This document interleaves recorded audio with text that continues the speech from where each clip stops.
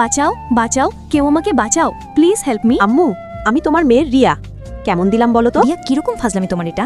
তখনই রিয়া তার আম্মুকে বলে, জানো আম্মু, তোমার সাথে আব্বুর ঝগড়া হওয়ার পর থেকে আব্বু রোজ তার গার্লফ্রেন্ডকে নিয়ে বাসায় আসতো।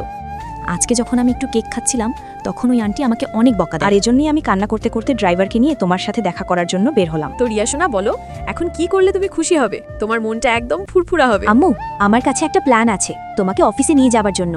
এই নাও, এই পেপারসগুলো তোমার কাছে রাখে দাও, কালকে থেকে তুমি অফিসে আসবে। রিয়ার কথা মতো রিয়ার আম্মু আজকে অফিসে আসলে রিয়ার বাবার গার্লফ্রেন্ড রিয়ার মাকে দেখে অনেক রেগে যায়, আর এই ছেলেটিকে ইশারায় রিয়ার আম্মুকে ডিস্টার্ব করতে বলে। কি ব্যাপার সুন্দরী ম্যাডাম, আজকে হঠাৎ করে আসলে যে? রিপন, কথাবার্তা কিন্তু সাবধানে বলবে। কেন, আমি কি আপনাকে দেখে ভয় পাই? আমি তো আরো ভাবছিলাম আপনাকে নিয়ে কক্সবাজার যাব। এসব বাজে কথা বলে রিপন রিয়ার আম্মুকে অনেক অপমান করতে থাকে।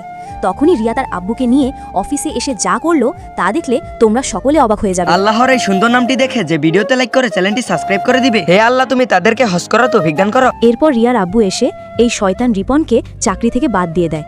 এটা দেখে রিয়ার আব্বুর গার্লফ্রেন্ড এসে